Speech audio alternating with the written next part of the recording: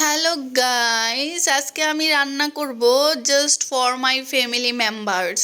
যদিও এই রান্নাটা খাবে আমার ফ্যামিলি মেম্বার্স, কিন্তু রান্না আমি শিখতেছি জাস্ট ফর মাই হাজব্যান্ড।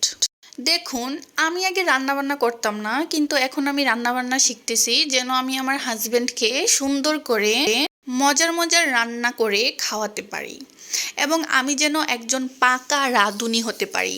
সেই জিনিসটা মাথায় রেখেই হচ্ছে স্বামীর জন্য এত কষ্ট করে, এত স্যাক্রিফাইস করে, ঘাম ঝরিয়ে রান্না করতেছি।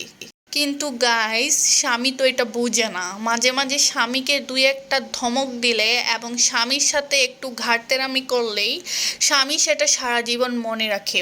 কিন্তু স্বামীর জন্য যে এত স্যাক্রিফাইস, এত কম্প্রোমাইজ করতেছি, এত কষ্ট করে রান্নাবান্না শিখতেছি, পাকা রাঁধুনি হচ্ছি, সেটা কিন্তু স্বামীর চোখে পড়ে না। তো যাই হোক গাইস, আপনাদের সাথে এত দুঃখ প্রকাশ করে লাভ নেই, কারণ পুরুষ মানুষ এমনই হয়, অকৃতজ্ঞ। তো আমি সুন্দর করে মাছগুলা ভেজে নিলাম। যদিও আমি ভাজা মাছ উল্টাতে পারি না, আমি এতটাই সহজ সরল, অনেক কষ্টে, অনেক সময় নিয়ে এবং অনেক ধৈর্য নিয়ে আমি মাছগুলাকে সুন্দর করে উল্টিয়ে পাল্টিয়ে ভেজে নিয়েছি। তারপর আমি একটা সসপ্যানে সুন্দর করে মশলাগুলো কষিয়ে নিচ্ছি এবং সেই কষানো মশলায় ফুলকপিগুলা দিয়ে দেব। আজকে আমি একটা তরকারি রান্না করব, বাকি তরকারিগুলা রান্না করবে আমার মা।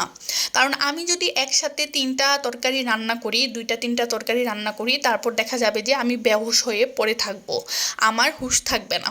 কারণ আমি কাজ করলে বেহুশ হয়ে পড়ে যাই। সো আমার যেন এই সিচুয়েশন ফেস করা না লাগে, তাই আমি একটা তরকারি রান্না করতেছি। আর এই যে দেখুন, এই বেবিটা আমাকে কিভাবে জ্বালাচ্ছে আমার কুলে ওঠার জন্য, আমার ভাইয়ের মেয়ে, যে কিনা আমাকে অনেক ভালোবাসে এবং আমাকে মায়ের চোখে দেখে, মানে মায়ের মতো দেখে আর কি। তো যাই হোক, আমি বলছি ছোট্ট পাখি, আমি তোমাকে এখন কুলে নিতে পারবো না, এখন আমি রান্না বান্না করতেছি। কিন্তু না, সে আমার কোনো কথাই শুনছে না। তারপর আমি সুন্দর করে কষিয়ে নিলাম, মানে তরকারিটাকে কষিয়ে নিলাম। তারপর সুন্দর করে গরম ঝোল দিয়ে দিলাম।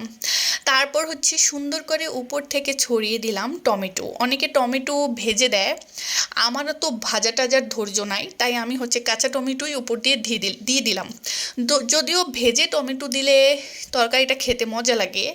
তারপর উপর দিয়ে দিয়ে দিলাম কাঁচামরিচ অ্যান্ড ধনেপাতা। ও আচ্ছা, আসল জিনিসের কথাই তো ভুলে গেলাম, সেটা হলো মাছ।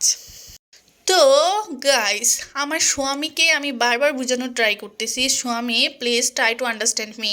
আমি তোমার জন্যই এত কষ্ট করতেছি আর এত কষ্ট করে রান্না করতেছি, যেন ভবিষ্যতে তোমাকে সুন্দর করে রান্না বান্না করে খাওয়াতে পারি। কিন্তু স্বামী সেটা বুঝতে নারাজ।